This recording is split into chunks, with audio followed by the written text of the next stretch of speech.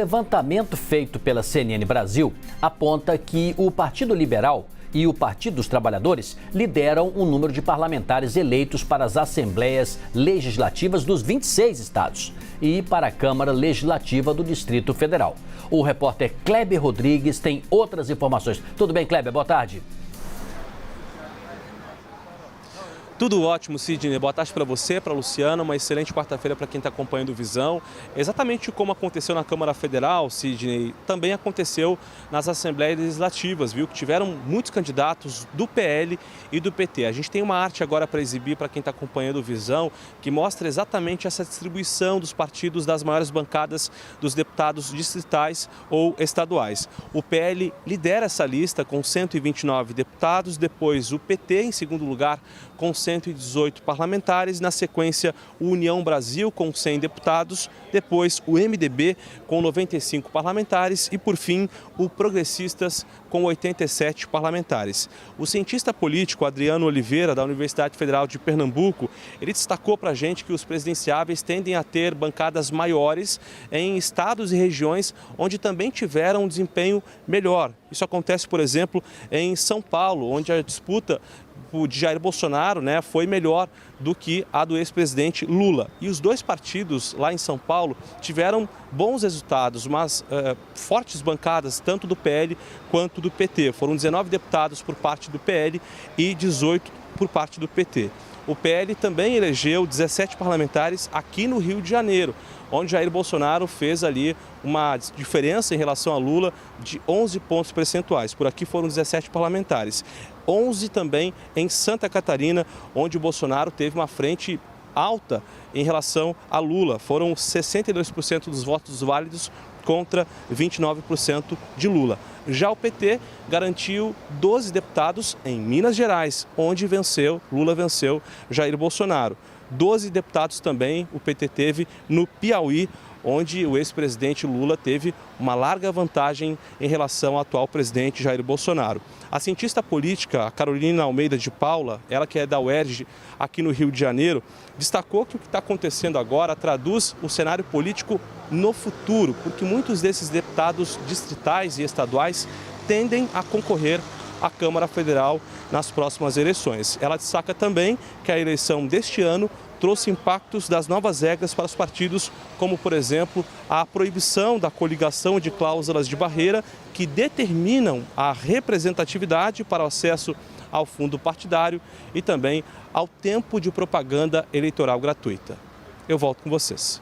Muito obrigada, Kleber Rodrigues, falando com a gente. Vou chamar logo o Leandro Rezende e Gustavo Uribe para a gente conversar sobre isso. É impressionante como se traduz, mesmo nas bancadas estaduais, a polarização que a gente vê do cenário do Brasil inteiro, do cenário do governo federal, porque do ponto de vista do governo federal, porque a gente vê aí PL e PT ali, sempre páreo a páreo, disputando, inclusive, nas casas estaduais, Leandro?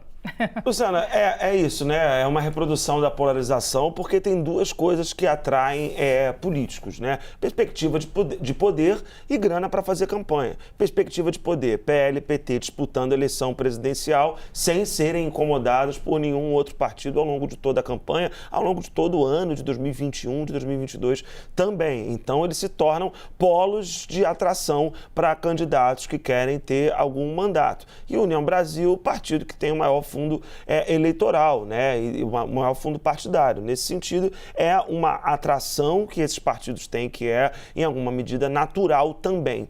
O que os cientistas políticos que foram ouvidos, pela Pauline, nossa repórter aqui que fez esse levantamento, que eles dizem é um pouco do que ontem a gente conversava aqui no Visão CNN, do futuro está se encaminhando para uma redução no número de partidos no Brasil por conta da cláusula de barreira e do efeito que ela teve. A gente vai ter a avaliação dos cientistas políticos que a Pauline ouviu, que eu ouvi ontem também, do Jorge Avelino, da Fundação Getúlio Vargas, é de que no futuro a gente vai começar a se encaminhar para ter uma redução de partidos provocada pela cláusula de barreira. A gente vê aí os piores desempenhos, Democracia Cristã, é o partido do Emael, que sempre aparece a cada 4 anos com esse jingle, mas que não tem capilaridade. A gente vê nesse rendimento baixíssimo pouquíssimo que o Democracia Cristã teve nas eleições. O Partido da Mulher Brasileira, a mesma coisa, um partido que nasce como fisiológico e também não conseguiu atingir a cláusula de barreira. O Partido Novo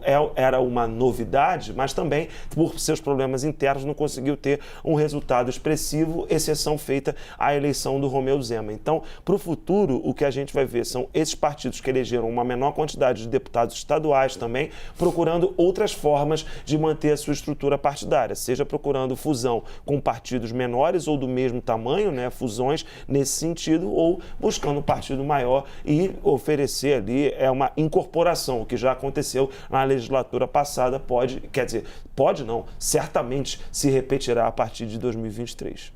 Ô, Uribe, eu vou fazer uma equação aqui e você vai responder, como se fosse aritmética, tá certo? Imagina o seguinte, de agora até o dia 30, os partidos conversando entre si, tentando de alguma maneira ver se pinta daí mais um outro partido, a fusão também, fortalecimento. Depois do dia 30 vai se saber quem venceu a eleição.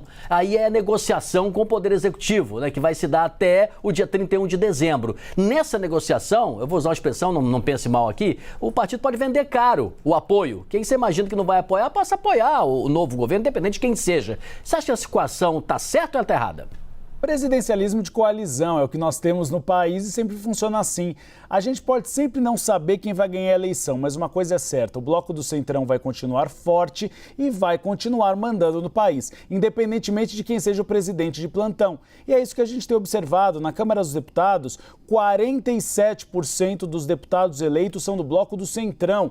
E aí envolve o orçamento secreto, que eles têm um grande interesse em continuar sendo como uma espécie de Ministério do Planejamento, em vez de apenas legislar, eles também executam o orçamento da União. Então vai precisar de muita saliva, porque vai precisar de muita lábia, Sidney Rezende, para negociação de apoios. O que a gente observa é que dinheiro e visibilidade dá certo nas urnas, e a gente vê com PL e PT. São dois partidos que tiveram grandes bancadas, têm dinheiro, têm visibilidade com uma disputa polarizada ao Palácio do Planalto, e vemos o efeito que surge agora.